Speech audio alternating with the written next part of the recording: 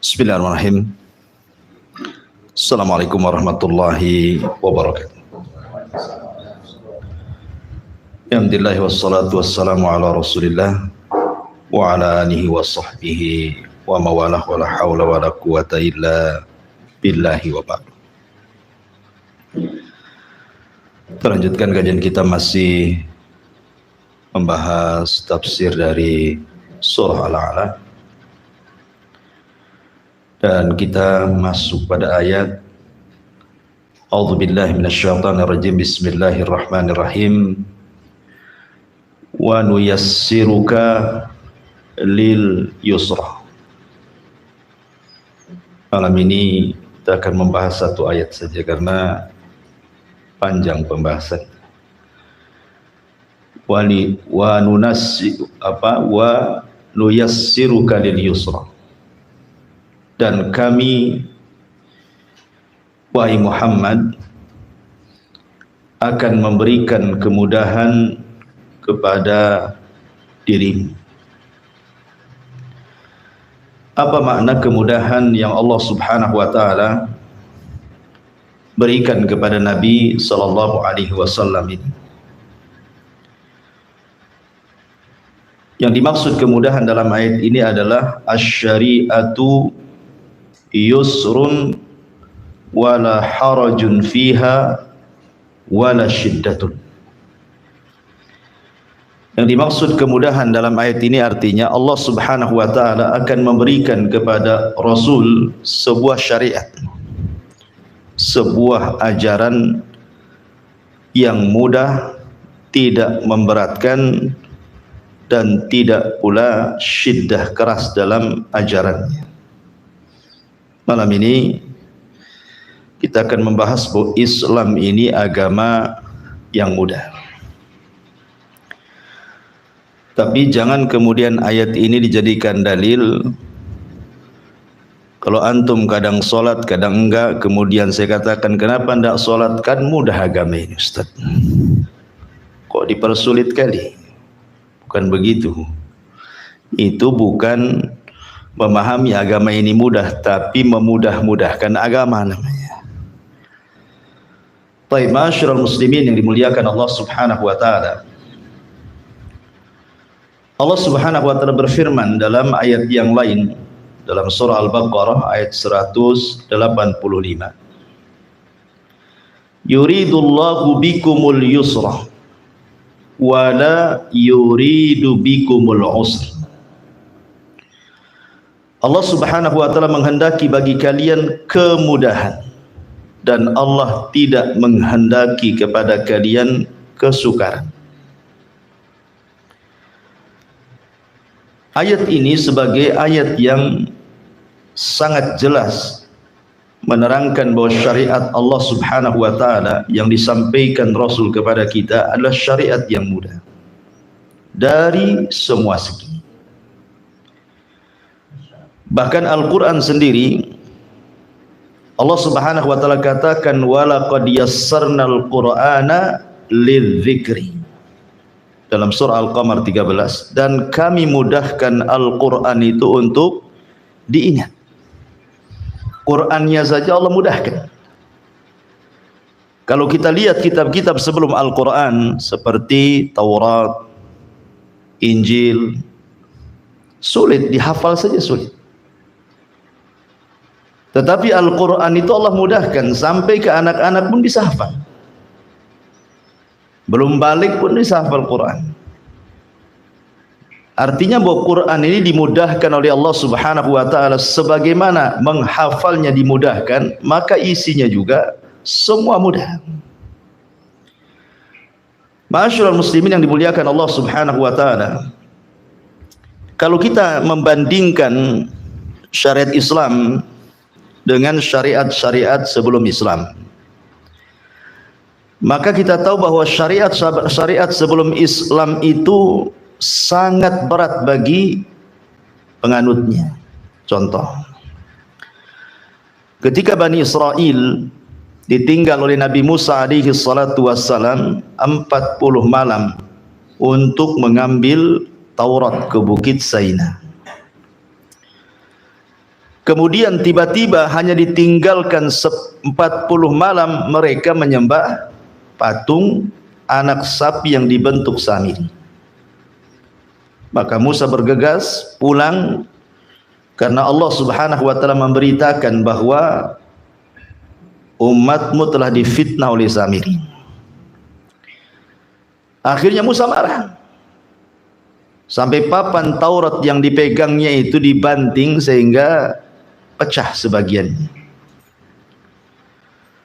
Ketika itu kemudian Musa membuat perjanjian dengan orang-orang yang sudah murtad gara-gara menyembah patung anak sapi. Kemudian Musa mengatakan, di depan kalian sudah ada Taurat, undang-undang untuk kalian.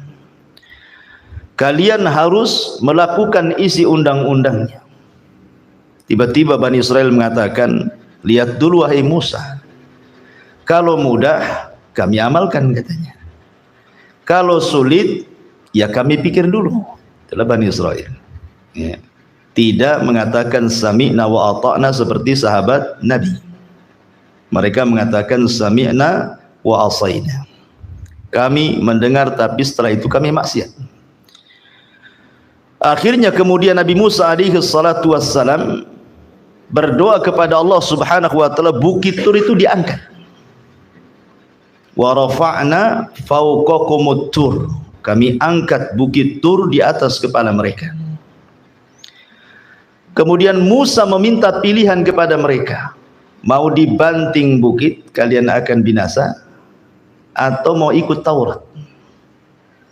Akhirnya mereka pun mengatakan kami ikut Taurat. Kalau ikut Taurat, cara tobat kalian, kalian harus saling membunuh. Ini kan perkara sulit tuh. Tobat mati, tak tobat mati, sama-sama mati kan gitu ya. Tidak tobat mati kena banting bukit. Tobat pun mati juga karena harus bunuh-bunuhan. Ini kan berat ini. Tetapi bagaimanapun mati di atas kesyirikan jauh lebih buruk dibandingkan mati di atas kebaikan. Akhirnya mereka memilih saling membunuh di antara mereka. Makanya Allah Subhanahu wa taala mengatakan dalam Al-Baqarah 54, fatubu ila bari'ikum faqtulu anfusakum dzalikum khairul lakum inda bari'ikum. Tobatlah kalian kepada Rabb kalian, bunuhlah diri-diri kalian karena itu lebih baik bagi kalian di sisi Rabb kalian. Karena kalau bicara soal bunuh-membunuh itu kan ada 4 macam. Ada yang membunuh dan yang dibunuh masuk surga. Ada yang dibunuh dan yang membunuh masuk neraka. Ada yang dibunuh masuk surga, yang bunuh masuk neraka. Ada yang sebaliknya. Contohnya apa? Contohnya seperti di sini. Ini kan bunuh-bunuhan ini. Yang satu bawa pisau, yang satu bawa pisau, kemudian tusuk-tusukan. Dua-duanya mati. Tapi dua-duanya masuk surga. Kenapa? Karena begitulah syarat tobatnya. Sama dengan kejadian peperangan di antara para sahabat. Antara kubu Ali dengan Muawiyah ketika terjadi fitnah yang disebut dalam sejarah perang Siffin. Mulai dari perang Jamal kemudian terjadi perang Siffin. Bunuh-bunuhan. Tentu peperangan kedua kubu dari sahabat Rasul itu kita katakan ala ijtihad, di atas ijtihad. Muawiyah tidak mau berbaiat kepada Ali karena punya ijtihad. Ali memaksa Muawiyah baiat kepada dia pun karena ijtihad dia. Seorang mujtahid apabila berijtihad salah dapat pahala 1. Kalau benar dapat pahala 2, kan begitu. Sehingga terjadi peperangan Siffin, yang sini sahabat banyak yang mati, di kubu ini sahabat banyak yang mati, dua-duanya masuk surga. Ini namanya al-qatil wal maqtulu fil jannah. Yang membunuh dan yang dibunuh masuk surga.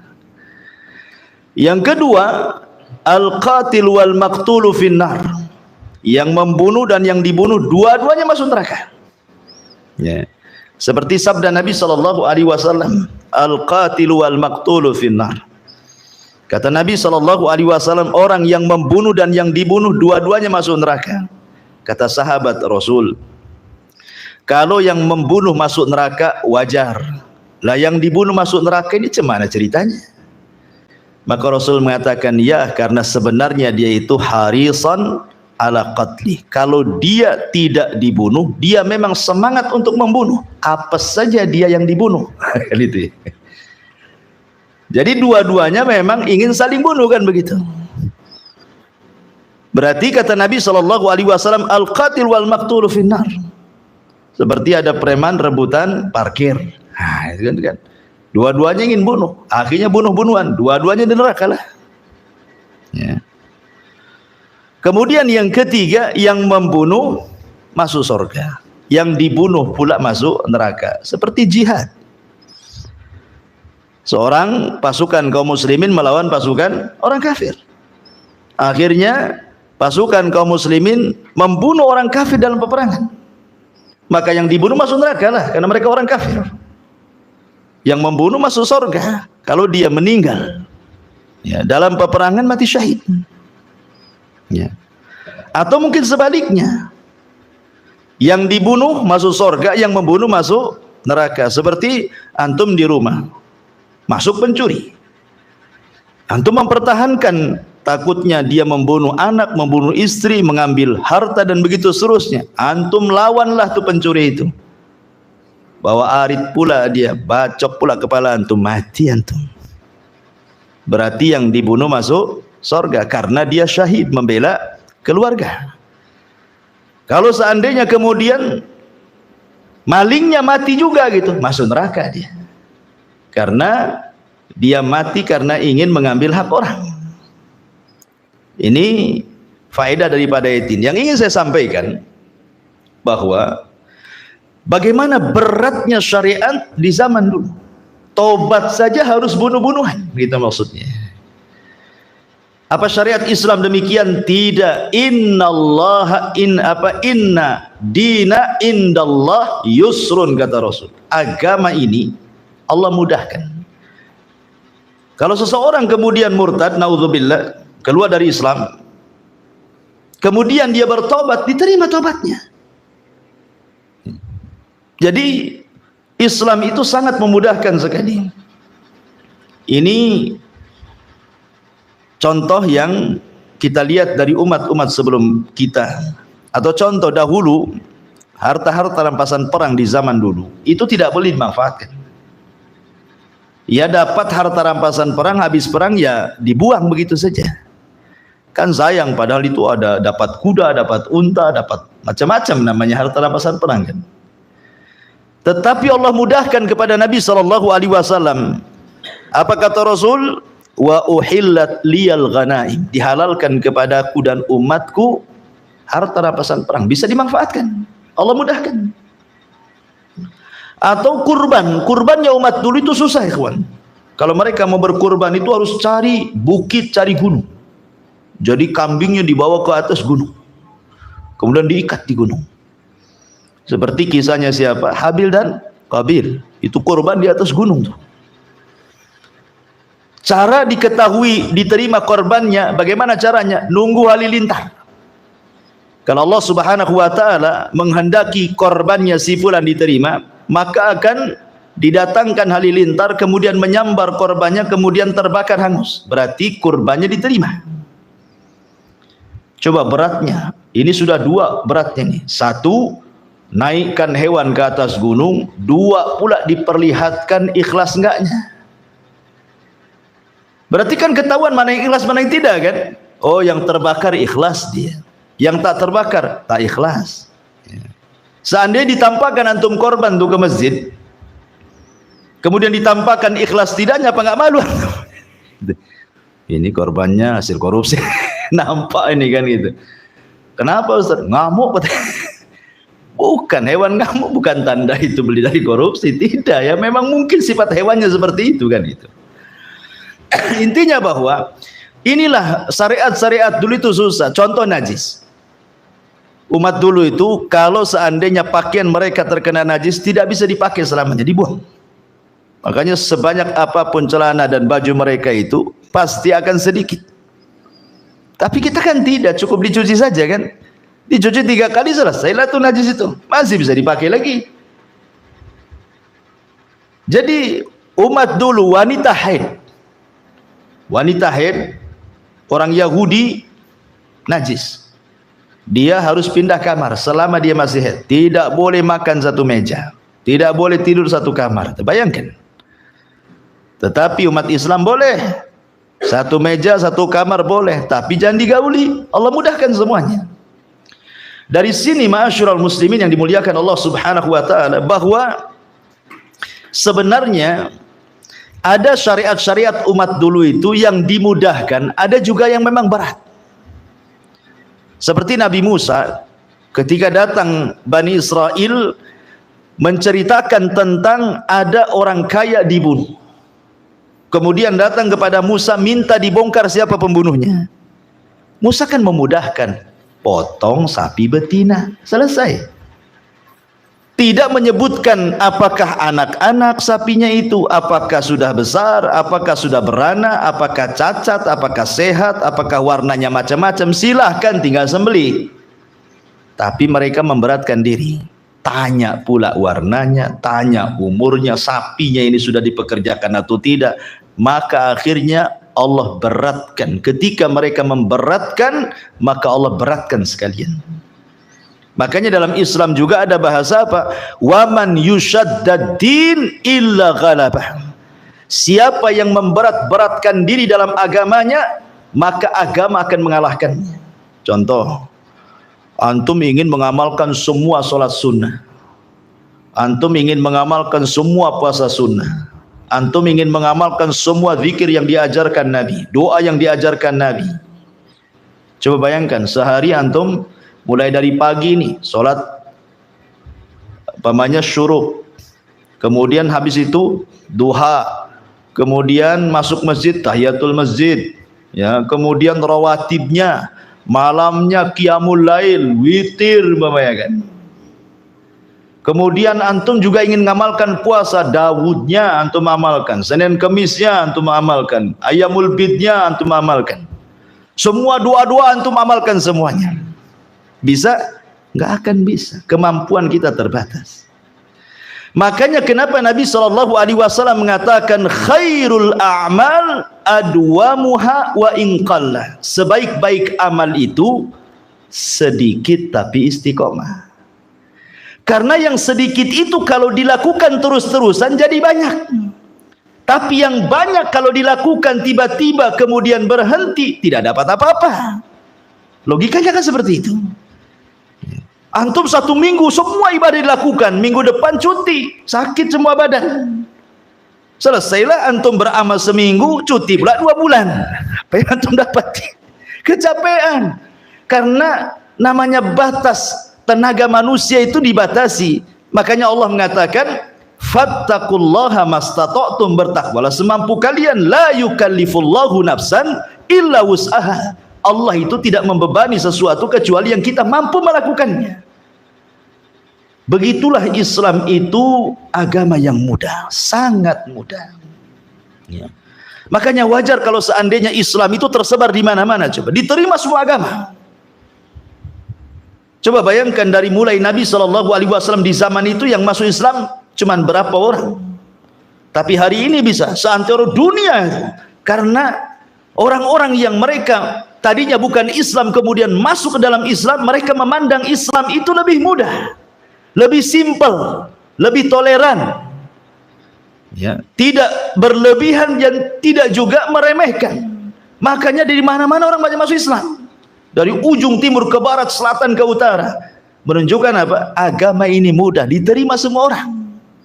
Ya, itulah agama ini mudah. Abdullah ibn Abbas radhiyallahu anhuma, dia mengatakan, dikatakan kepada Nabi SAW, ya Rasulullah, ayyul adiyani ahabbu ilallah. Rasul, agama yang paling dicintai Allah itu seperti apa bentuknya? Maka Rasul mengatakan al-hanafiyatus samha. Al-Hanafiyah itu artinya agama tauhid. Islam agama tauhid. Kemudian Rasul mengatakan samha. Samha itu tidak memberatkan. Islam itu agama yang samha, tidak memberatkan, penuh dengan rahmat. Karena Allah Subhanahu wa taala memberikan agama kepada kita ini untuk membahagiakan, bukan untuk mencelakakan. Untuk memudahkan, bukan untuk menyulitkan. Begitulah Islam. Makanya Nabi SAW mengatakan di sini al-hanafiyatu sama.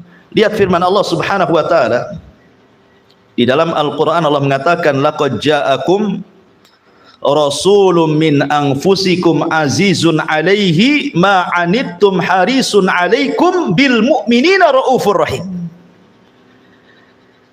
Kata Allah Subhanahu wa taala, sungguh telah datang kepada kalian seorang rasul dari jenis kalian. Artinya nabi kita ini bukan malaikat, bukan jin, dari jenis kita manusia. Azizun alaihim ama anittum, sangat menderita apa yang kalian derita. Kemudian harisun alaikum, sangat berkeras untuk memberikan hidayah kepada kalian. Di ujung ayat Allah mengatakan bil mu'minina raufur rahim. Tapi dia Nabi SAW dengan orang-orang yang beriman rauf, senantiasa berbuat baik, rahim, dan senantiasa menyayangi umatnya. Saking sayangnya umatnya, Nabi SAW ketika Isra Mi'raj, berapa solat yang diperintahkan? 50 waktu. Coba kalau seandainya Nabi SAW tidak minta keringanan tuh, antum nggak bisa kerja lah di masjid aja tiap hari 50 waktu. Baru keluar azan lagi, baru keluar azan lagi. Apa nggak serak muazinnya itu 50 waktu tuh, ya kan? Tetapi Allah mudahkan kan? Karena Rasul meminta keringanan kepada Allah, akhirnya diringankanlah 45. Kata Nabi Musa, aku sudah coba kepada Bani Israel, badan mereka, fisik mereka lebih kuat, mereka juga tidak sanggup. Sebaiknya kau minta keringanan. Akhirnya minta keringanan lagi jadi 40. Kemudian Musa mengatakan masih kurang, umatmu tidak akan sanggup, jadi 35, 30, 25, 20, 15, 10, 5. Kata Nabi Musa, umatmu tidak akan sanggup. Padahal sudah 5 tuh. Minta lagi keringanan. Tapi apa jawaban Rasul? Fastahyaitu Rabbi, nggak bisa, aku malu menghadap Rabbku. Seandainya Rasul naik lagi yang 5 itu, kan kurangnya 55 tuh, tak sholat antum. Karena kurangnya 555 kan begitu ya. Nah, tapi kan Rasul malu dia. Makanya dari sini, dari 50 waktu menjadi 5 ini bentuk rahmatnya Rasul, bahwa ajaran yang dibawanya itu penuh dengan kemudahan, tidak mau mempersulit umatnya. Ya. Makanya dalam sebuah hadis yang dikeluarkan dari Imam Al-Bukhari dari Ummul Mukminin Aisyah radhiyallahu anha, ma khuyyira Rasulullah sallallahu alaihi wasallam baina amrayni qad illa akhadha aisarahuma. Tidaklah Rasul dipilihkan dua perkara untuk dilakukan, maka Rasul pasti memilih yang mudah baginya. Dia tidak akan memilih yang sulit. Selama ada yang mudah, ngapain cari yang sulit? Begitulah watak Nabi SAW. Rasul penuh rahmat dengan umatnya, kemudian berusaha untuk memuliakan umatnya dengan mempermudah agama yang dibawanya, sehingga orang-orang itu senang mengamalkannya. Makanya disebutkan dalam sebuah hadis dari Adirah ibn Urwah radhiyallahu an, dia mengatakan kunna nantadhiru an-nabiy sallallahu alaihi wasallam fa kharaja yaqtu ra'sahu min wudu'in aw ghaslin fa shalla falamma qada as-salah ja'ala an-nas yas'alunahu ya Rasulullah a'alaina harajun fi kadza. Faqala Nabi sallallahu alaihi wasallam ayyuhan nas la inna ad-dina indallahi yusrun, inna ad-dina indallahi yusrun, inna ad-dina indallahi yusrun. 3 kali Rasul mengatakan. Dia mengatakan kami duduk bersama Nabi sallallahu alaihi wasallam. Kemudian Rasul pergi, kemudian kami tunggu lagi beliau menunggu waktu sholat. Tiba-tiba beliau datang, rambutnya penuh dengan air, boleh jadi dia wudu ataupun dia mandi. Kemudian setelah Nabi SAW sholat, semua sahabat mendekati Nabi. Kemudian bertanya soal perkara apakah kami juga harus melakukan ini dan itu. Kata Nabi SAW, tidak. Kalian beda dengan diriku. Agama ini mudah, agama ini mudah, agama ini mudah. Makanya ada perkara-perkara bagi Nabi SAW dilakukan, tetapi Rasul tidak mau umatnya ikut melakukan. Contoh apa? Puasa wisol. Puasa wisol itu dari sahur ke sahur. Ya, jadi bukannya sahur, sahurnya sahur. Jadi itu namanya wisol, dari sahur ke sahur. Jadi adalah sahabat yang mau niru-niru Nabi puasa wisol. Akhirnya sampai pingsan kelaparan, nahan lapar. Maka Nabi SAW, jangan ikuti aku, kata Rasul. Karena Allah memberi makan dan minum kepadaku. Lah kalian siapa yang kasih makan? Allah yang berikan kekenyangan kepadaku. Makanya puasa wisol khusus bagi Nabi. Karena Nabi SAW tidak mau memberatkan. Sampai-sampai ketika sholat tarawih pertama, ya kan, hari pertama semua sahabat kumpul di masjid. Hari pertama tuh senang. Hari kedua membeludak. Hari ketiga nggak muat Masjid Nabawi. Hari keempat tak datang pula Nabi. Ditunggu hari kelima tak datang. Hari keenam tak datang. Akhirnya sahabat sholat sendiri. Ketika Nabi SAW tidak datang, sahabat bertanya, kenapa? Maka Nabi SAW, kalau aku lakukan seperti ini, sholat tarawih berjamaah sampai 1 bulan, nanti turun wahyu mewajibkan, kalian tidak akan sanggup. Lihat. Makanya sholat tarawih tidak wajib. Sempat Rasul melakukan sebulan, turun wahyu wajib, habis lagi. Wajib sholat tarawih 5 waktu saja, kadang malas kan itu, apalagi sholat malam diwajibkan. Gimana ceritanya? Makanya Rasul sayang dengan umatnya. Agama ini mudah bagi umatnya, ya. Ma'asyiral muslimin yang dimuliakan Allah Subhanahu wa taala. Contoh yang lainnya, Mu'adz radhiyallahu an salat bersama Nabi sallallahu alaihi wasallam, salat Isya. Kemudian pulang ke kaumnya. Kaumnya belum salat Isya. Akhirnya kemudian kaumnya mengatakan, ya Mu'adz, jadilah imam bagi kami. Akhirnya Mu'adz pun menjadi imam bagi kaumnya, padahal sudah sholat dia. Artinya yang pertama wajib, yang kedua sedekah, sunnah hukumnya. Karena nggak mungkin sholat Isya 2 kali kan gitu. Berarti yang pertama wajib, yang kedua sunnah. Ya. Mu'adz pula kemudian memanjangkan bacaannya, Al-Baqarah dihabiskan. Adalah satu orang yang tak tahan, keluar dia menyelesaikan sholat sendirian, kemudian pergi. Selesai sholat, maka kemudian dikatakan kepada Mu'adz, si fulan keluar dari sholat. Apa kata Mu'adz? Munafik dia, katanya. Langsung diponis munafik. Akhirnya kemudian dilaporkan kepada Nabi SAW. Yang dimarahi siapa? Mu'adz yang dimarahi. Kata Mu'adz, kata Nabi SAW, ya Mu'adz, afattanu anta ya Mu'adz, kau membuat fitnah ya? Ya. Kemudian iqra bikada. Iqra bikada. Apakah engkau akan membuat fitnah bagi manusia? Bacalah surat ini dan itu. Dalam riwayat, bacalah sabbihisma rabbikal a'la wal laili idza yaghsha, atau surat wadduha. Ngapain Al-Baqarah pula antum? Gitu coba. Jangan mentang-mentang baru pulang liburan di pesantren, kemudian di perumahannya ada musola, ada masjid, suruh jadi imam, hantam pula Al-Baqarah. Masalah ikhwan.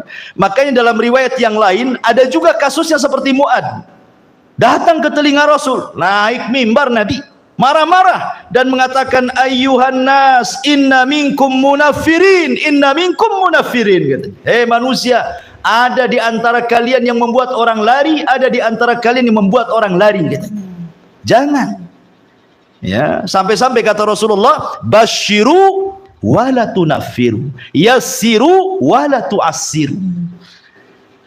Kasih yang senang-senang, jangan kalian sulit. Ya. Kemudian jangan Permudah, jangan pula kalian persulit, kata Rasul. Kasih yang senang, jangan kau buat lari. Ya. Kemudian kata Rasulullah, jangan pula kalian membuat lari manusia. Dari sini ma'asyiral muslimin yang dimuliakan Allah Azza wa Jalla, bagaimana Rasul ingin menjelaskan bahwa Islam ini agama mudah, itu intinya. Mudah, dalam hal apapun Islam ini mudah. Ya. Saya akan sebutkan beberapa riwayat menunjukkan bahwa agama ini mudah. Ma'asyiral muslimin yang dimuliakan Allah Subhanahu wa taala. Sampai-sampai sebelum saya katakan beberapa riwayat ini, dikatakan oleh Ali bin Abi Thalib radhiyallahu anhu, walaupun ada sebagian ulama mengatakan sanadnya lemah. Ali mengatakan, ala ukhbirukum bil faqih, maukah aku habarkan kepada kalian siapa orang cerdas itu? Antum harus paham siapa orang cerdas ini. Orang cerdas itu, katanya Ali bin Abi Thalib radhiyallahu an, haqqul faqih alladzi la yuqnitun nasa min rahmatillah. Orang yang cerdas itu, kata Ali, adalah orang yang tidak membuat manusia putus asa. Jangan dibuat putus asa manusia itu. Dan ini selaras dengan perkataan salaf, diantaranya Sufyan Ats-Tsauri rahimahullahu taala mengatakan, dan juga ulama yang lainnya, al-faqihu alladhi yurakhisun nasa wa tashdid kullu insanin yuhsinu. Indah sekali kata-kata Sufyan Ats-Tsauri. Apa kata Sufyan Ats-Tsauri? Dia mengatakan orang cerdas itu adalah orang yang senantiasa mencari rukhsah, keringanan-keringanan kepada manusia. Tetapi orang yang jahil, orang yang keras, semua orang, tetapi kekerasan itu semua orang bisa melakukannya. Ya. Jadi orang yang cerdas itu dia akan memilihkan kepada orang itu perkara-perkara yang mudah. Tapi orang yang keras, semua orang bisa keras. Orang bodoh bisa keras, orang cerdas bisa keras, semua orang bisa keras. Artinya kata Sufyan Ats-Tsauri ini ingin mengatakan bahwa kalau orang itu cerdas, alim, maka dia akan berusaha mencari, menelaah, membaca, kemudian dia akan mencari yang termudah, yang dimudahkan Allah dan Rasulnya, kemudian difatwakan kepada manusia supaya jangan lari. Tetapi keras itu semua orang bisa. Ya, semua orang bisa keras itu. Mau jahil, mau alim bisa. Kata orang jahil, oh ini bid'ah, tidak boleh. Bisa saja. Gitu kan. Oh ini haram, tidak boleh. Ini makruh. Oh semua orang bisa ngomong. Kalau keras itu semua orang bisa ngomong, ikhwan. Ya. Tapi orang cerdas, dia tidak asal bicara. Dia tidak mungkin bicara. Dia akan memilih kata, memilih fatwa, memilih istimbat dalil untuk memudahkan manusia. Dan kita lihat dalam fakta kenyataan di lapangan kan. Ya. Kalau orang baru ngaji, ikhwan, wow, naudzubillah kerasnya. Kerasnya itu lebih-lebih dari ustadznya itu. Baru tahu satu hukum bid'ah, semua dibid'ahkan. Ya. Contoh mamanya masalah kunut subuh saja. Oh, kunut subuh bid'ah. Semua orang dibid'ah-bid'ahkan. Nah, ini enggak benar nih, bid'ah, ini semua bid'ah. Akhirnya apa? Dia tidak mau sholat di masjid. Kenapa? Ngapain sholat subuh pakai kunut? Akhirnya enggak ke masjid, sholat di rumah sendiri. Kan gimana ceritanya? Masalah kunut ini masalah khilafiyah. Karena hadisnya Imam Syafi'i mensahihkan, makanya dalam mazhab Syafi'i dibolehkan kan itu ya. Bagi mazhab Ahmad mungkin dilemahkan, makanya dibid'ahkan kan itu. Ini masalah tashih dan tad'if hadis. Ini soal hadis ini sahih dan ada yang melemahkan hadis, itu saja sebenarnya. Ini perkaranya mudah sebenarnya. Bagi antum yang mensahihkan silahkan kunut kan itu. Bagi yang kunut mengatakan kepada yang tidak kunut, bagi anda mendhaifkan kunut, terserah anda tidak kunut. Tapi jangan pula sholat di rumah. Yang lebih parah lagi tak sholat. Alasannya apa? Pakai kunut, ngapain saya sholat di sana? Wah, itulah orang keras deh, kawan. Akhirnya begitu. Ya, kalau keras dan istiqomah, ya bagus. Ini keras enggak. Ya, jadi ma'asyiral muslimin, betul kata Sufyan Ats-Tsauri, orang cerdas itu dia akan memilihkan perkara mudah untuk manusia dan tidak membuat manusia itu lari dari rahmat Allah.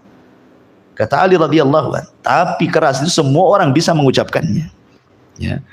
Ma'asyiral muslimin yang dimuliakan Allah Subhanahu wa taala, Aisyah radhiyallahu anha bercerita, suatu ketika Nabi sallallahu alaihi wasallam datang pada giliran Aisyah radhiyallahu anha. Ketika itu ada tamu di rumah Aisyah, itu seorang wanita ahli ibadah, wanita ini. Kemudian setelah itu wanita ini pergi. Kemudian Aisyah bercerita, ya Rasulullah, aku kagum dengan wanita itu. Kenapa? Dia siangnya sawaman, ahli puasa, dan malamnya qawaman, ahli solat malam, dan dia tidak pernah meninggalkan zikir, baca Quran, semua ibadah dilakukan. Lihat apa kata Nabi. Apakah Nabi kemudian mendukung, senang begitu kan? Kata Nabi sallallahu alaihi wasallam, "Mah, ada apa ini? Alaikum bima tutiqun, fa wallahi la yamallu Allahu hatta tamallu." Ini kaidah. Rasul mengatakan, harusnya kalian beribadah sesuai dengan kemampuan kalian, jangan dipaksakan. Karena kalian itu ada saatnya bosan, sementara Allah tidak akan pernah bosan. Kalian tuh ada saatnya bosan. Ngaji saja kan ada futurnya, kan ada saatnya bosan kan? Ah, malas nengok Abu Meron, dia saja kan. Bosan, ya kan? Sekali-kali nggak apa-apa lah. Jadi kadang-kadang kan bosan. Kita yang bosan beribadah, Allah nggak bosan menerima ibadah. Makanya saya katakan dari awal tadi bahwa sebaik-baik amalan itu sedikit tapi istiqomah. Kalau sedikit itu bisa istiqomah, ikhwan. Karena Allah itu tidak akan bosan dengan kita, kita yang bosan beribadah. Sebab kalau kita kemudian memaksakan diri ibadah dengan setumpuk ibadah, lama-lama kecapean, bosan sendiri. Sementara Allah tak bosan. Maka Nabi SAW ingin katakan, ya ayyuhan nas, dalam riwayat yang lain, khudhu minal a'mali ma tutikun. Wahai manusia, ambillah pekerjaan sesuai dengan kemampuan kalian. Ya. Baik, ma'asyiral muslimin yang dimuliakan Allah Azza wa Jalla. Termasuk bahwa Islam ini agama mudah. Arti mudah itu artinya juga janganlah terlampau ghulu, berlebihan, ekstrim dalam melakukan sebuah ibadah. Karena Rasul tidak suka juga. 3 orang datang ke rumah istri Nabi, ke rumah Aisyah, Ummul Mukminin, ke rumah Ummu Salamah, pokoknya sebagian istri Nabi didatangi. 3 orang ini bertanya soal ibadahnya Nabi SAW di rumahnya. Jadi mereka bertanya kepada Aisyah, ya Aisyah, Nabi itu kalau di rumah buat apa? Solat malamnya berapa rakaat, berapa jam, apa saja yang dilakukan, baca Qurannya berapa juz, ditanyain semua ibadahnya Nabi. Ya. Karena kan mereka kan tidak lihat ibadahnya di rumah kan. Kalau di masjid mereka lihat, tapi kalau di rumah kan nggak tahu sahabat kan. Mereka harus tanya ke istri-istrinya, macam mana Rasul di rumah, berapa rakaat, berapa jam ibadahnya, dan begitu seterusnya. Ya istrinya Nabi yang menceritakan, ya Nabi kalau di rumah ya begini-begini ibadahnya. Tiba-tiba faka'annahum taqalu, mereka menganggap ibadah Nabi itu sedikit. Tapi mereka memberikan uzur, ya wajar saja.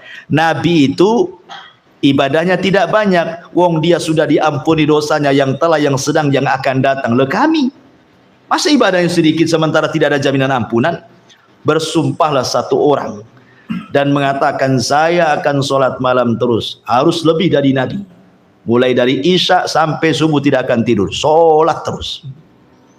Yang satu bersumpah mengatakan, saya akan puasa tiap hari dan tidak akan berbuka. Yang satu mengatakan bersumpah, saya tidak akan kawin, saya akan habiskan umurku untuk ibadah kepada Allah.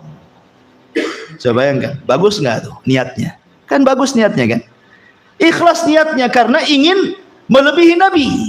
Kalau bisa Nabi saja seperti itu, saya ingin lebih. Kenapa? Wajarlah Nabi itu seperti itu ibadahnya, dosanya sudah diampuni semuanya. Lah kami kan tidak.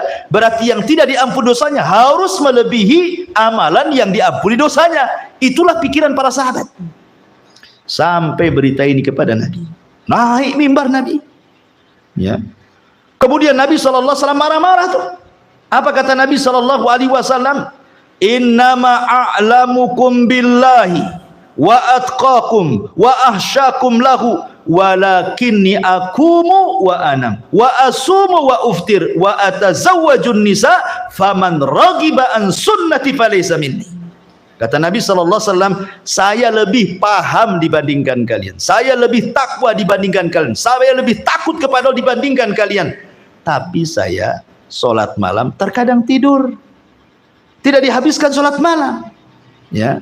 Karena tidurnya Nabi SAW itu dua sifat disebutkan dalam surah Muzammil itu, nisfahu awingkus minhu auzid alaihi, ya. Jadi separuh ataupun ditambah, artinya tidurnya Nabi SAW itu separuh malam, separuhnya untuk sholat, kemudian atau 2/3 malam tidur, sepertiganya sholat. Itulah tidurnya Nabi dan ibadahnya Nabi di malam hari, sebagaimana disebutkan dalam surah Muzammil kan, ya. Jadi ketika sahabat ini mengatakan tidak mau tidur loh, Nabi tidur loh, kadang tidur kadang sholat kan begitu. Ini enggak mau tidur, saya mau sholat habis isya sampai subuh katanya. Nah, ini udah menyelisih Nabi nih. Ya. Kemudian kata Rasul, wa asumu wa uftir, loh aku puasa aku juga buka, ya. Tidak terus puasa, karena Nabi itu begini sifatnya. Nabi itu dia pagi-pagi dia akan bertanya kepada istrinya, hal indakum syai, ada enggak makanan yang bisa aku makan? Itu pertanyaan Nabi. Nabi tidak mengatakan masak apa kamu, enggak, itu kita, ya. Kalau kita masak apa? Lalap. Kenapa kau masak lalap? Kenapa enggak gulai saja? Tak ada daging bang katanya. Kita kadang-kadang kan aneh-aneh nanya sama istri. Nabi tidak. Nabi mengatakan ada makanan yang bisa ku makan, ya, kan enak tuh bahasanya. Kata istrinya tidak ada, ya sudahlah saya puasa saja. Itulah Nabi. Kadang dia niatnya tidak puasa karena tidak ada yang dimakan, akhirnya puasa. Dan boleh niat mendadak dalam puasa sunnah. Beda dengan puasa wajib, tidak boleh. Kalau puasa wajib harus niat di malam hari. Malam yubayyiti siyam fala siyamalahu, kata Rasul. Siapa yang tidak niat di malam hari tidak dianggap puasa Ramadannya. Tapi kalau puasa sunnah boleh. Itu namanya niat dadakan kan? Ya. Artinya Nabi SAW kadang puasa, kadang tidak. Kadang dia sedang berpuasa kemudian diundang untuk makan, dijamu untuk makan, dibatalkan tuh puasanya sama Nabi. Sementara orang ini tiap hari pula mau puasa dia, ini kan menyelisih Nabi dangannya, ya.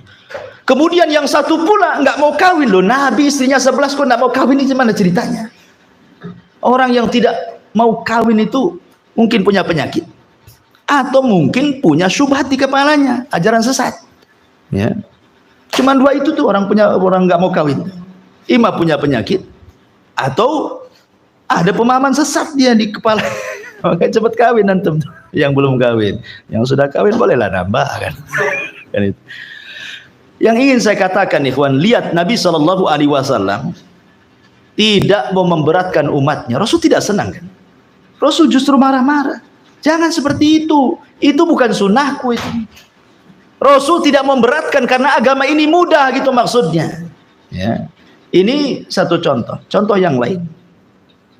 Ingat kisahnya Abu Darda yang pernah saya ceritakan. Abu Darda ini seorang tujar, pedagang hebat di zaman jahiliyah. Dia orang kaya di Madinah itu Abu Darda. Sukses jualan. Berniaganya itu luar biasa. Ketika dia masuk Islam, dia masih berniaga. Dia berusaha untuk menggabungkan akhirat dengan dunia, tapi tak bisa. Ya karena mustahil.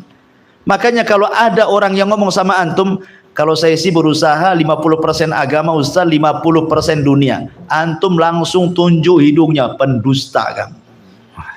Pendusta, nggak ada ceritanya. Mana bisa 50% agama, 50% dunia, gimana caranya? Saya tanya 50% agama, 50% dunia. Oke, hitungan satu hari. Sholat 5 waktu itu, sholat subuh berapa menit, kemudian duhur berapa menit, asar berapa menit, maghrib berapa menit, kemudian subuh berapa menit, isya berapa menit, kemudian kita gabungkan menit-menit itu. Ada 1 jam kira-kira? Nggak ada, ya. Tiba-tiba kemudian antum mengatakan 50% dunia, 50% akhirat. Ya kalau mau 50% dunia akhirat, ya jelas hitung-hitungannya kan.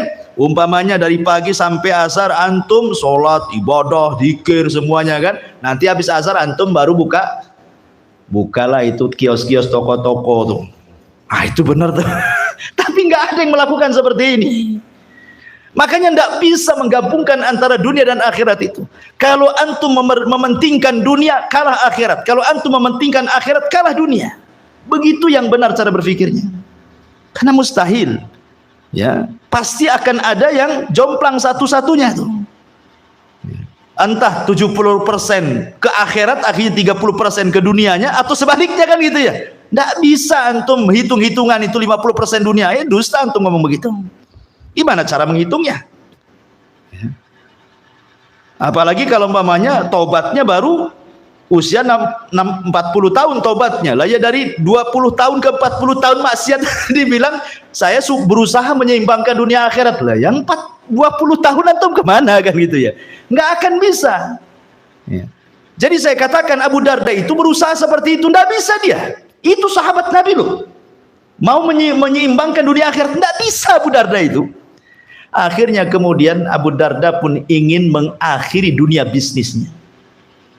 Dia ingin menikmati apa yang sudah dia tabung saja. Dia fokuskan ibadah saja, tidak mau lagi bekerja. Dia hanya mengandalkan kekayaan hasil dulu dia bekerja. Malam, sholat malam. Dari Isya sampai subuh. Ya. Kemudian paginya puasa sunnah. Kemudian ikut jihad, baca Quran, pokoknya pagi, siang, sore, malam ibadah saja Abu Darda itu. Ketika itu istrinya berjumpa dengan Salman Al-Farisi. Istrinya ini kumal, nggak pernah dandan. Ya. Jadi Salman ini kan, Salman itu kan dipersaudarakan dengan Abu Darda oleh Nabi. Ngomonglah sama Salman sama istrinya, janganlah seperti itu, berdandanlah, kau kan punya suami. Masa kayak gini, karena dulu belum ada datang ayat hijab, jadi masih nampak gitu ya kan. Jadi pakaiannya kusut, pokoknya kayak biar nggak pernah mandi, nggak pernah apalah kan itu.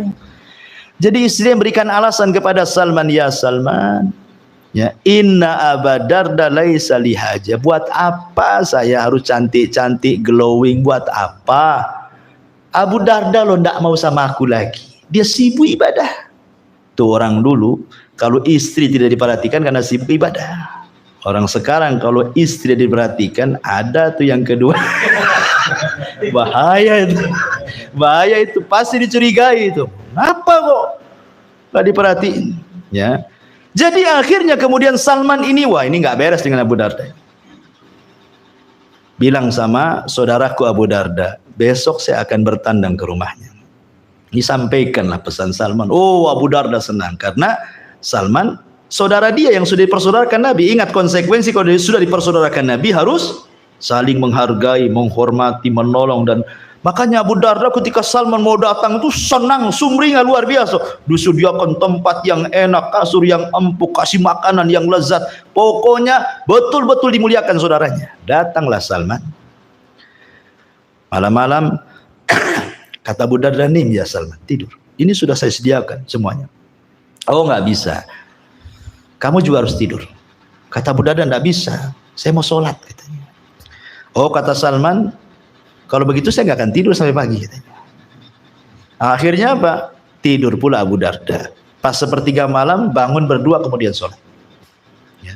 Besok paginya Abu Darda sudah menyediakan makanan lezat tuh. Kata Abu Darda, kul ya Salman, makan wahai Salman. Loh kamu? Enggak, saya lagi puasa. Oh kalau gitu saya tak mau makan juga kan. Akhirnya bingunglah Abu Darda, terpaksa pula dia batalkan puasanya. Ya. Setelah jalan 3 hari di rumah Abu Darda, Salman mulai berbicara. Ketika sudah tenang, ada waktu yang pas, dia ngomong empat mata kepada Abu Darda, ya Abu Darda.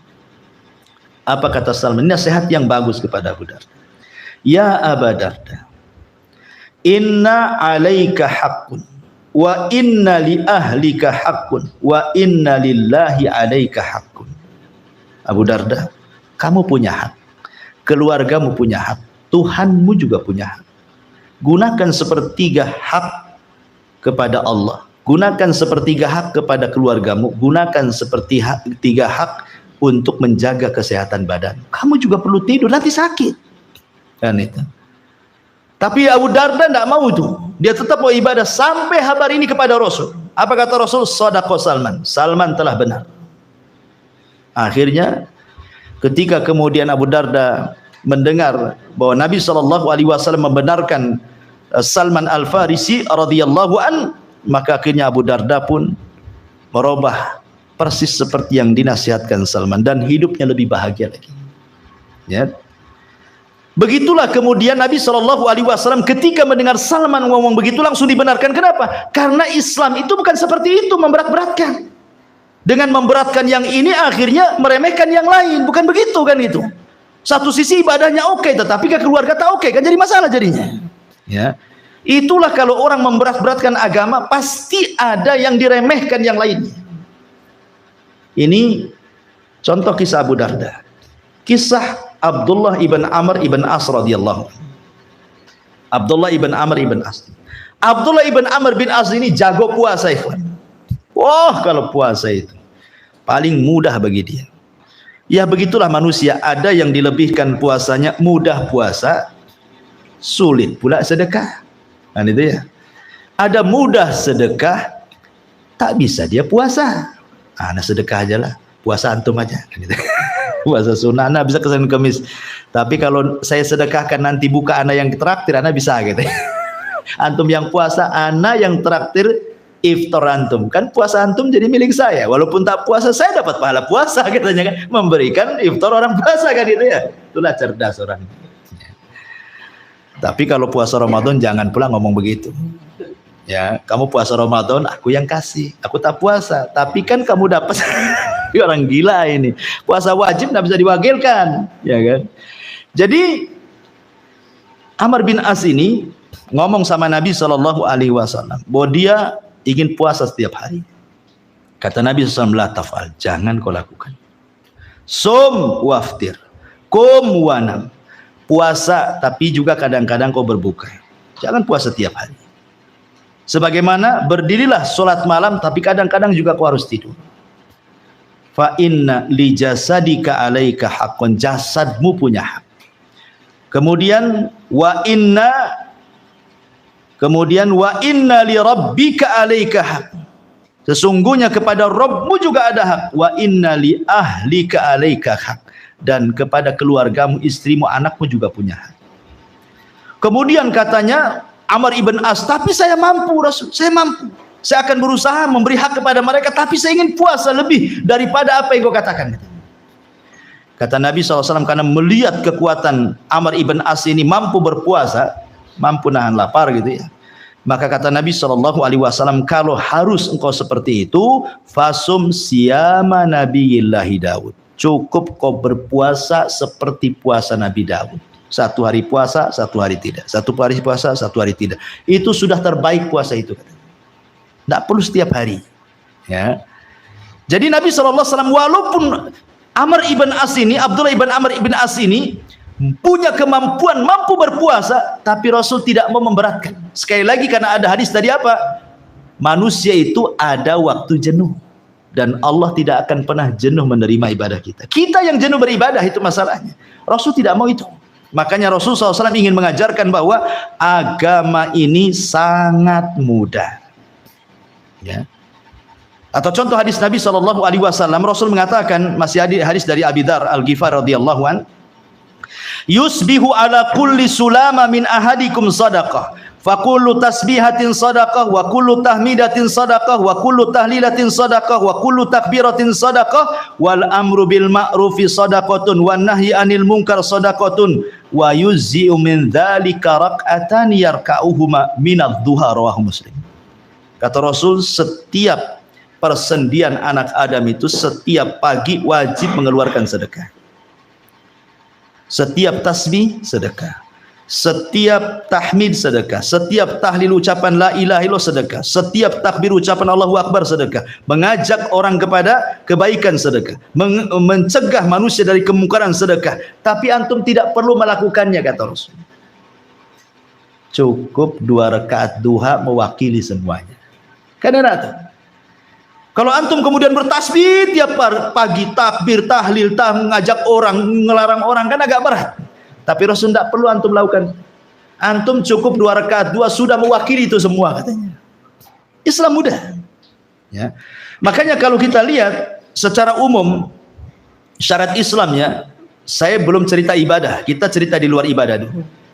Contoh umpamanya dalam masalah khitbah.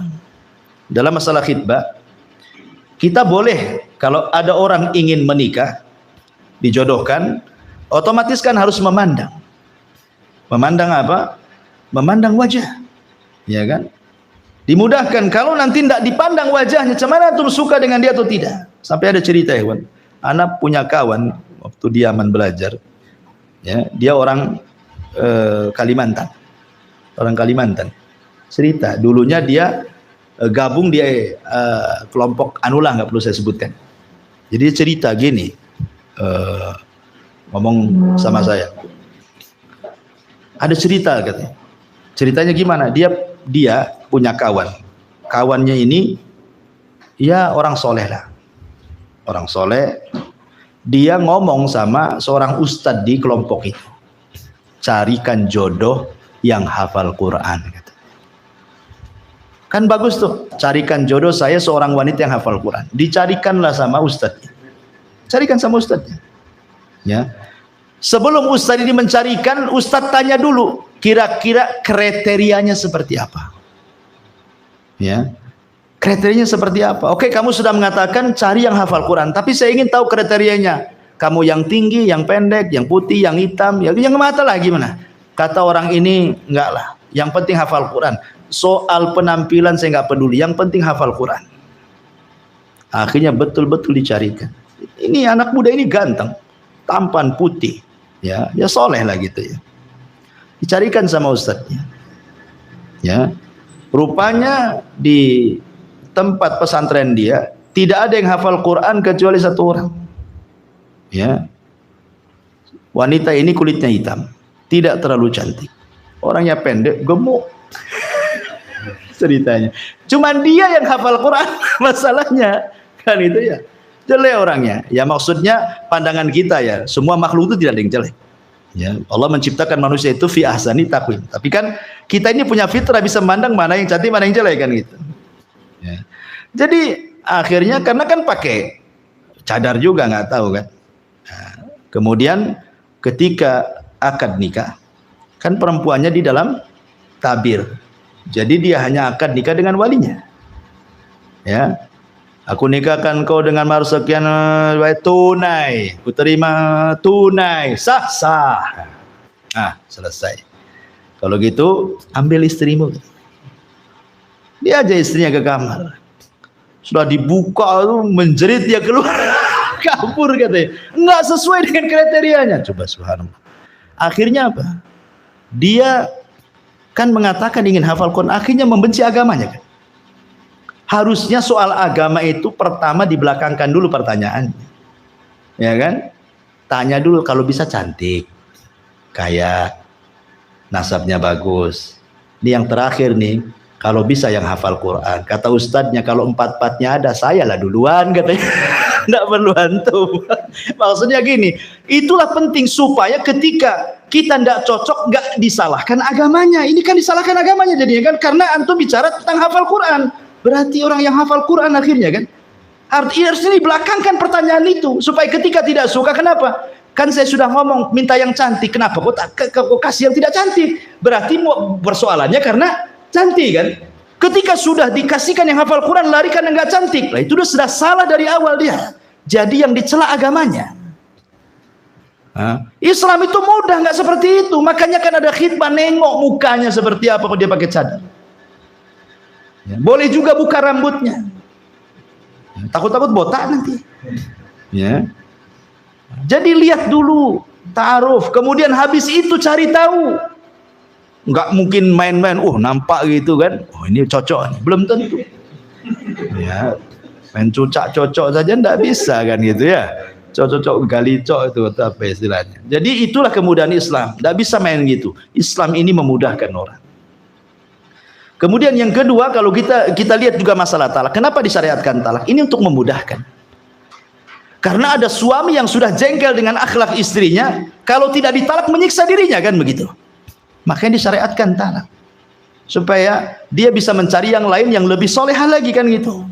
Tentu talak yang disyariatkan. Mungkin istrinya mungkin akhlaknya nggak bagus, nggak mau sholat, nggak mau apa gitu ya, yang memang secara syar'i sudah boleh diceraikan. Ya. Kemudian khulu, suaminya jahat begini-begini, istrinya kalau tidak ada syariat khulu, dia tertahan tidak bisa gugat cerai, kan gitu. Dibuatlah gugat cerai, semua untuk kemudahan itu dalam rumah tangga. Ya. Ataupun dalam jual beli, kenapa ada khiyar namanya? Ada khiyar itu ada pilihan. Ya. Tanya dulu, ada tawar menawar. Nggak bisa main bandrol saja, kan? Tawar berapa? Kan ada kemudahan. Habis itu lihat ada cacatnya, ada enggaknya, kan gitu. Dan boleh mengembalikan kalau dia mengatakan tidak ada cacat, kemudian sudah diterima pada cacat. Nah, berarti di luar kesepakatan, kan? Itu semua untuk memudahkan itu. Kemudian juga contoh yang lain pamannya tentang sampai kepada masalah hukum Islam juga. Pamannya ada orang membunuh. Dalam Islam apa? Dibunuh. Tetapi Islam pun memberikan pilihan antara dibunuh dan bayar ini maksudnya bayar fidyah gitu ya. Bayar diat ya. 100 ekor unta, mau bayar 100 ekor unta atau mati. Gitu. 100 ekor unta bayar juga kan itu ya. Ya. Tapi itu kan ada kemudahan sampai ke masalah kafarah jima saja di bulan Ramadan, tidak kemudian harus memerdekakan budak. Memerdekakan budak zaman sekarang susah lah jadi budak. Yang ada budak-budak kecil, itu orang Melayu tuh. Tak bisa, itu orang merdeka, ya kan? Jadi adalah merdekakan budak, atau kalau tidak bisa kasih puasa berturut-turut 2-3 bulan berturut-turut. Kalau tidak bisa atau 2 bulan berturut-turut, kalau tidak bisa ngasih makan 60 fakir miskin. Kalau tidak bisa juga nih, sebagaimana ada hadis, ada seseorang datang kepada Nabi SAW, halaktu ya Rasulullah, celaka aku Rasul. Kata Rasul, ada apa? Sibuk-sibuk kau ini. Aku ini nggak tahan syahwatku. Akhirnya aku berhubungan dengan istriku di bulan Ramadan. Oh, kalau gitu kamu harus merdekakan budak. Nggak bisa Rasul. Oh, kalau gitu puasa 2 bulan berturut-turut. Jangan 2 bulan berturut-turut. Ini aja 1 bulan tak tahan, katanya kan. Oh, kalau begitu kasih makan 60 fakir miskin. Aku loh orang paling miskin di desaku, katanya. Apa kata Rasul? Ya sudah nih, saya kasih kurma bagi orang miskin di desa. Pergi. Rupanya nggak ada orang miskin kecuali dia. Dibawa lagi kurma itu. Kata Rasulullah, ya sudah ambil untuk kamu, itu paling enak. Sudah buat jarima, dia pula dapat kurma. Tapi menunjukkan di sini ada kemudahan-kemudahan. Ya. Ketika Rasul sedang bermajlis seperti ini, ada seorang wanita mengatakan, ya Rasulullah, ya, tolong jadikan aku istrimu. Rasul tidak mau. Dan hanya Rasul yang boleh menerima hibahnya seorang wanita tanpa menikah. Ya, ingat, kalau kita harus menikah. Tapi kalau ada wanita menghibahkan diri, hanya Rasul, itu khusus Nabi. Ya, selain Nabi tidak boleh. Jadi ada wanita menghibahkan diri, jadikan aku istrimu, jadikan aku istrimu, sampai 3 kali. Rasul tak mau. Karena tak mau, tidak ada balasan dari Rasul. Berdirilah seorang Ansor, ya Rasul, kalau engkau tidak berkehendak dengan wanita itu, nikahkan dia denganku. Kata Rasul, baik. Kalau begitu, apa yang bisa kau jadikan mahar? Cari harta yang bisa bermanfaat di rumahmu. Pulang dia ke rumah, dicari-cari, rupanya tak ada pula lah barang-barang yang bisa dibawa tuh. Kemudian dia datang kepada Rasul, tidak ada wahai Rasul, kecuali sarung yang ku pakai. Kalau sarung ini ku kasihkan, dia telanjang aku, katanya. Ya. Kata Nabi, pulang lagi, walau khotama min hadid, cari walaupun cincin dari besi. Cari dia, cincin besi pun tak punya. Padahal kalau ada kawat tinggal dilingkarkan aja kan. Kan bisa itu kan. Tak punya juga itu. Pusing dia mau kawin tak bermodal. Datang lagi pada Rasul, ya Rasul, cincin besi pun aku tak punya. Oh, kata Rasul, kam tahfadul Quran. Berapa kau hafal Quran?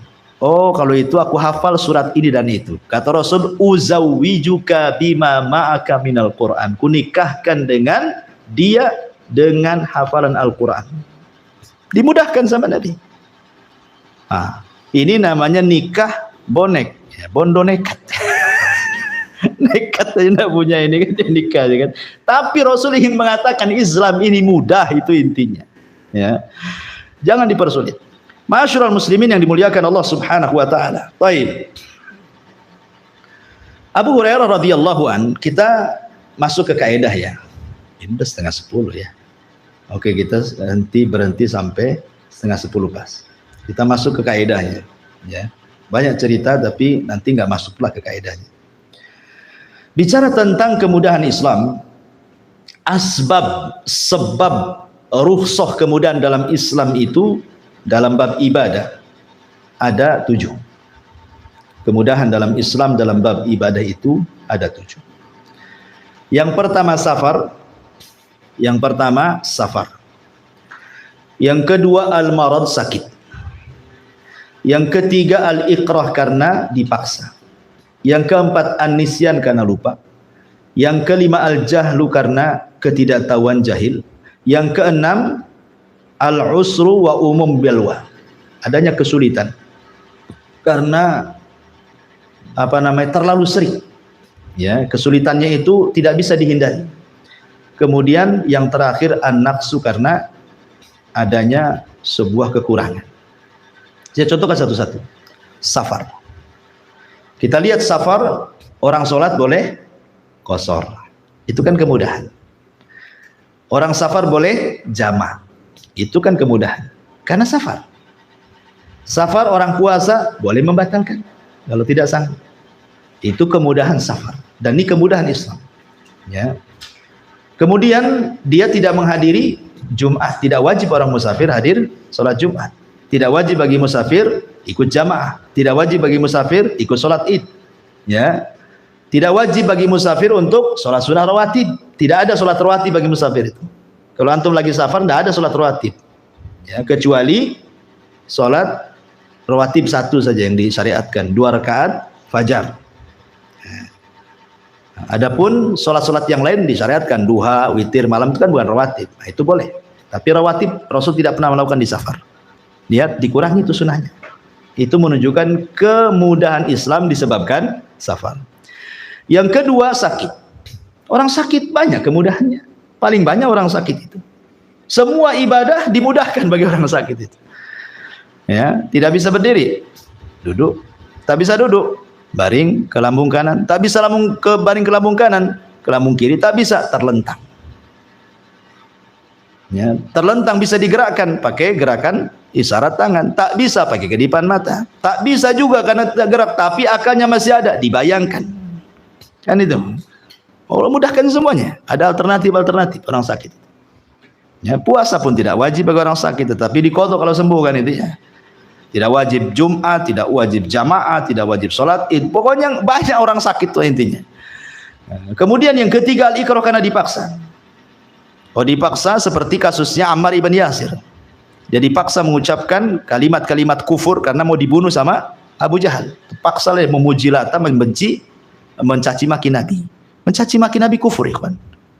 Tapi Ammar terpaksa mengucapkan kalimat ini. Kata Nabi SAW, ya Ammar, kalau mereka menuntut mencaci maki aku, tambah cacian itu supaya kau selamat. Karena dipaksa kan. Makanya Imam Malik berfatwa talak yang dipaksa tidak sah. Kalau antum ceraikan istri, dipaksa oleh orang, kalau enggak aku tembak kamu. Terpaksalah dia mengatakan ku ceraikan istri. Jatuh talak tidak, karena dalam kondisi di atas ancaman. Ya kan? Pertanyaannya bagaimana kalau yang maksa orang tuanya? Antum nih laki-laki, kata orang tuanya, ceraikan istrimu. Karena ada kasus. Ya, Abdullah ibn Umar radhiyallahu anhuma diperintah ayahnya Umar bin Khattab untuk menceraikan istrinya. Diceraikan sama Ibnu Umar istrinya. Kemudian sebelumnya Ibrahim meminta Ismail untuk menceraikan istrinya. Diceraikan istrinya. Sekarang bagaimana kalau seandainya seorang bapak meminta kepada anak laki-lakinya, ceraikan istrinya? Apa kata Ibnu Taimiyah? Boleh kalau bapakmu seperti Umar dan engkau seperti Abdullah bin Umar, katanya. Kalau bapakmu bajingan, ya tidak bisa lah. Karena itu Umar tahu maslahat anaknya karena dia sahabat, orang cerdas kan itu. Nggak bisa main orang tua yang ceraikan, anak mulun ceraikan, nggak bisa berdalil dengan ini. Makanya kata Ibnu Taimiyah, kalau bapakmu seperti Umar, kau seperti Abdullah ibnu Umar, boleh katanya. Jadi lihat maslahat. Karena orang tua di zaman sekarang ini pandangannya bukan agama, kadang-kadang masalah ekonomi kan itu ya. Dan begitu seterusnya. Ya. Kemudian yang nomor 4, nisyan, lupa. Ya, orang lupa itu wajar. Antum lagi puasa, makan 2 bakul. Habis selesai makan teringat, lagi puasa ini. Cemana? Teruskan puasa. Enak. Ya kan? Walaupun sudah 2 bakul tuh di perut tuh. Tapi kan dimudahkan, tidak batal puasanya. Sama-sama kemudian lupa suami istri lagi puasa, melakukan hubungan.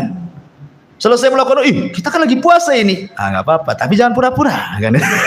Kan itu ya. Artinya bahwa kalau namanya lupa ya lupa lah kan begitu. Semua juga jadi boleh kalau lupa itu. Dan begitu seterusnya. Kemudian juga yang ke-5, jahal karena tidak tahu, karena tidak paham. Seperti seorang mu'alaf baru masuk Islam, kan dia belum paham banyak hukum-hukum Islam, ya kan? Ya mungkin banyak yang dilanggar, ya wajar, ilmu belum sampai kepada dia kan, karena kejahilan. Ya udzur dengan kejahilan, dan tapi dia harus terus belajar biar makin paham, ya. Ataupun pamannya al-usru wa umumul balwa. Seperti saya kata tadi, kesulitan yang sifatnya menyeluruh. Seperti mamanya kencing. Kencing itu najis. Tapi mengeluarkan air sperma itu tidak najis. Sperma itu tidak najis, air mani itu. Tapi kencing najis. Kenapa yang mengeluarkan najis tidak mandi, yang mengeluarkan yang tidak najis suruh mandi? Harusnya kan terbalik gitu ya. Harusnya kalau mengeluarkan najis dia yang mandi kan? Karena sperma mani itu tidak najis. Ya, kenapa? Karena ini kesulitan. Ya, karena kadang-kadang satu hari kita kencing berapa kali coba? Kalau 10 kali, tak jadikan mujairah tuh dalam air terus kan itu menggigil lah kan gitu. Tapi kan kalau berhubungan kan bisa lah dibatasi. Nah, kalau kencing siapa yang bisa membatasi? Makanya ada kesulitan-kesulitan yang umum seperti nggak bisa dihindari ya nggak bisa. Ini pun termasuk rukhsah. Allah mudahkan. Nggak ada mandi orang kencing, cukup cuci saja najisnya. Ya. Kemudian an-naqsu, kekurangan akal. Seperti anak kecil kurang akal, ya kan? Orang gila kurang akal. Ya kalau orang gila nggak puasa nggak sholat, gimana gila? Nah, kalau antum nggak sholat ya antum orang gila, kan gitu ya. Jadi kalau ada kekurangan akal, kurangnya wajar. Itulah namanya sebab keringanan. Dan di dalam syariat itu sifat daripada kemudahan Islam, kemudahan dalam ibadah itu. Yang pertama, ada yang sifatnya takhfif, tangkis. Takhfif, diringankan, tangkis dan dikurangi. Seperti umpamanya qasar, itu kan dikurangi dari 4 jadi 2. Ya kan? Itu namanya disebut tangkis gitu. Ataupun dari berdiri ketika sholat jadi duduk gitu ya. Itu sifat dirukhsahkan, dimudahkannya itu sebab dikurangi atau isyarat dalam sholat. Kemudian yang kedua, diringankan tetapi diganti. Diringankan tapi diganti. Ketika kita tidak ada air, diganti tayamum. Pamannya nih, antum di rumah nggak ada air, ATB tak jalan, kemudian mau pula antum hubungan sama istri, tengok kamar mandi kosong, tak jadi pula antum hubungan. Jangan jadi. Kenapa antum bingung? Karena tidak ada air. Nanti kalau umpamanya sebulan tak ada air, tak jadi pula, habislah antum. Karena jadi batu nanti. Artinya tetap hubungan, besoknya tayamum. Loh, apa sulitnya? Jangan antum persulit Islam itu. Nggak ada air, tayamum. Tayamumnya seperti apa Ustaz? Apakah kemudian depan ada pasir antum guling-guling? Enggak. Ya tayamum biasa, top ya, ke muka. Selesai, niatkan junub, selesai. Kenapa antum sibuk-sibuk kan gitu ya? Itulah kemudahannya, kadang diganti ya.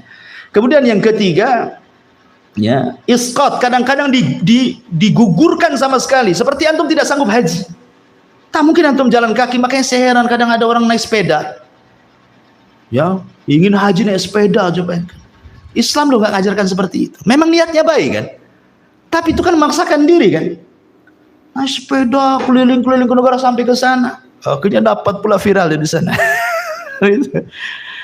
Entah benar naik sepedanya, jangan naik kapal pula sepedanya. Tapi kita harus nonton benar lah. Tapi Islam nggak ngajarkan seperti itu. Kamu Islam itu mudah agamanya, nggak sanggup ya nggak usah pergi, nggak mungkin jalan kaki atau naik sepeda kan? Nanti ketabrak, nanti kelaparan, nanti habis bannya bocor, macam banyak lah itu kendalanya di jalan tuh. Islam itu tidak seberat itu, akhi. Ya. Kemudian yang keempat, kadang-kadang takdim. Ya, artinya takdim itu didahulukan seperti jamak, duhur ke asar gitu ya, maghrib ke isya, atau mungkin takhir dibalik. Itu kan kemudahan itu. Ya, dalam Islam, ya, ataupun takhir, takdim dan takhir, ya. Kemudian yang nomor 5, idtirar, kan disebabkan darurah, tak ada makan, kalau tak makan mati, di depan pula daging babi, boleh makan, boleh, karena ad-daruratu tubihul mahdhurat, sesuatu yang sifatnya darurat itu menghalalkan yang diharamkan, tapi ada batasnya. Apa batasnya? Ad-daruratu tuqaddar biqadariha. Darurat itu berlaku sekedar mengenyangkan, bukan ingin kenyang. Sekedar mencukupkan, mengganjal perut saja, bukan mengenyangkan. Apa? Ya. Kalau dengan umpamanya satu iris daging babi itu sudah cukup, dengan satu iris itu kita akan bertahan hidup. Jangan pula satu babi antum habiskan. Nggak begitu darurat itu. Sebagaimana umpamanya antum safar, ya, lapar, tak bawa bekal, ada pula mangga orang, cari-cari pemiliknya tak ada, teriak-teriak aja lah, pemilik mangga, aku ambil ya mangganya. Nggak ada yang nyaut, ya sudahlah, ambil. Kalau dengan satu buah sudah cukup, jangan pula kemudian antum bawa oleh-oleh. Itu mangga orang, itu tidak boleh seperti itu. Jadi tetap saja masalah darurat itu sekedarnya, ya. Ada aturannya, bukan berarti mumpung darurat, aji mumpung, enggak gitu, ya. Kemudian juga yang nomor 6, ada juga yang sifatnya taghyir, yaitu dirubah bentuknya. Yang tadinya sholat berdiri jadi duduk, yang tadinya duduk jadi berbaring, itu dirubah bentuknya. Lah itu semua adalah rukhsah, ya. Dan semua dalam rukun Islam ini, sholatnya, puasanya, zakatnya, hajinya, semua ada keringanan dalam Islam ini. Ya, sholat tadi sudah saya jelaskan, boleh berdiri, kalau tidak sanggup duduk, kalau tidak sanggup berbaring, kan gitu. Atau ada qasar, ada jamak, dan begitu seterusnya. Itu kan keringanan dalam sholat. Kemudian dalam puasa juga sama. Yang sakit, yang musafir tidak puasa. Kalau lupa makan boleh teruskan puasanya. Ya, termasuk menyelisihi puasanya ahli kitab. Kalau ahli kitab itu bukanya nunggu tengah malam, kita setelah terbenam matahari buka, itu kan keringanan. Ahli kitab tak pakai sahur, makanya lapar puasanya, kita ada sahur. Keringanan semuanya itu. Ya. Atau contohnya umpamanya haji juga sama. Nggak perlu kayak tadi naik sepeda ke sana, nggak perlu. Ya. Banyak di haji itu banyak keringanan sekali. Ya. Termasuk juga dalam masalah zakat. Ya, mengeluarkan zakat juga ada keringanan. Artinya bahwa rukun Islam ini semua ada keringanannya, dan semua dari bab akidahnya, bab ibadahnya, bab muamalahnya, Islam ini agama mudah. Intinya seperti itu. Wallahu a'lam. Sudah 9:30 pas. Subhanakal bihamdika asyhadu an la ilaha illa anta astaghfiruka wa atubu ilaik. Allahu ta'ala alam. Assalamualaikum warahmatullahi wabarakatuh.